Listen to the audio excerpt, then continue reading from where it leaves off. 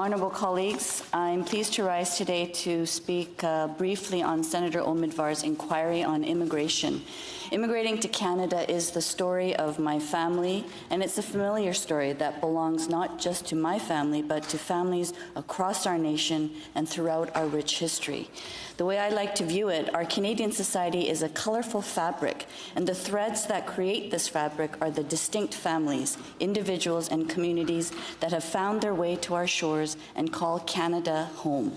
A common metaphor for Canadian culture is a mosaic of distinct pieces. This contrasts with the other popular narrative of the United States as a melting pot. It is important, though, that we do not forget about the glue that keeps our beautiful Canadian mosaic intact. The glue is what binds us. It's what unites us in a spirit of cooperation and gives us pride as Canadians.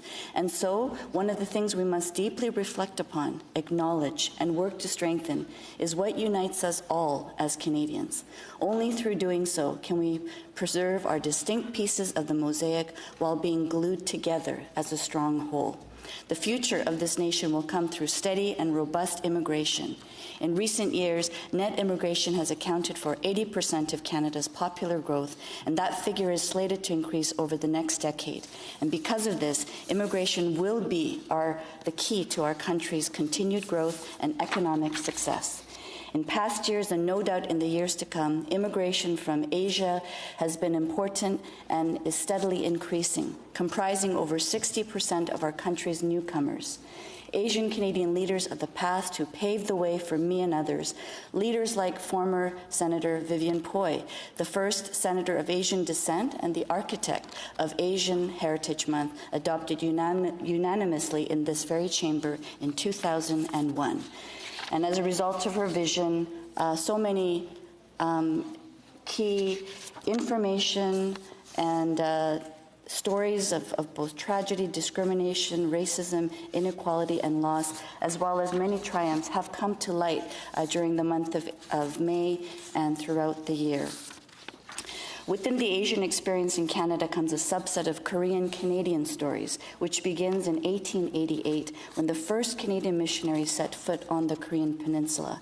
In the century and a half that has followed, Canadians fought alongside South Koreans in the Korean War and most recently signed a historic free trade agreement, the first and only free trade agreement in Asia. I had the honor of sponsoring the Canada-Korea FTA implementation bill with the good work of the critic, the Honourable Percy Down. Currently, 250,000 Canadians of Korean descent are in Canada, and nearly 30,000 Canadian citizens reside in South Korea. This deep-rooted shared history and people is what makes the Korean-Canadian community strong and distinct within Canada. Korean Canadians have contributed to Canada's success and progress on every front. People like Hollywood iconic Asian actress and Ottawa native Sandra Oh, Commodore Hans Jung, retired, a Korean immigrant to Canada who became the Surgeon General of the Canadian Forces in 2009 until his retirement in 2012. And people like Dr. An Sa-Kwan, the engineer who designed the Kanda Arm, an achievement I'm reminded of every time I take out a $5 bill to buy a cup of coffee and see the space arm displayed. And speaking of coffee, when my husband rode across our vast country from coast to coast on his Harley-Davidson, he noticed two constants in every city and small town: Tim Hortons and a Hyundai or Kia dealership.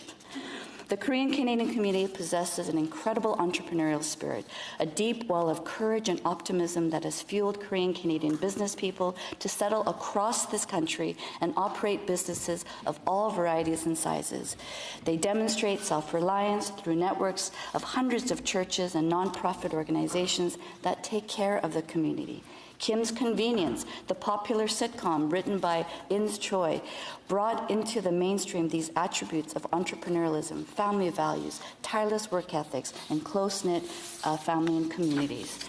Finally, I wish to recognize the more than 26,000 Canadians who fought alongside South Koreans and their UN allies in the Korean War, Canada's third bloodiest war, in which 516 Canadians made the ultimate sacrifice. They never returned home but are buried to this day in the UN Memorial Cemetery in Busan, Korea. The veterans are seen as heroes and an inspiration to the Korean communities across Canada. And standing on this firm foundation of selfless sacrifice of Canadians in Korea for more than 120 years, Korean Canadian communities have flourished in various regions with sincere pride, gratitude, and a commitment to Canada that welcomed the first wave of immigrants following the signing of the armistice on July 27, 1953. Korean communities make Canada stronger and better. They are an integral piece of our Canadian mosaic.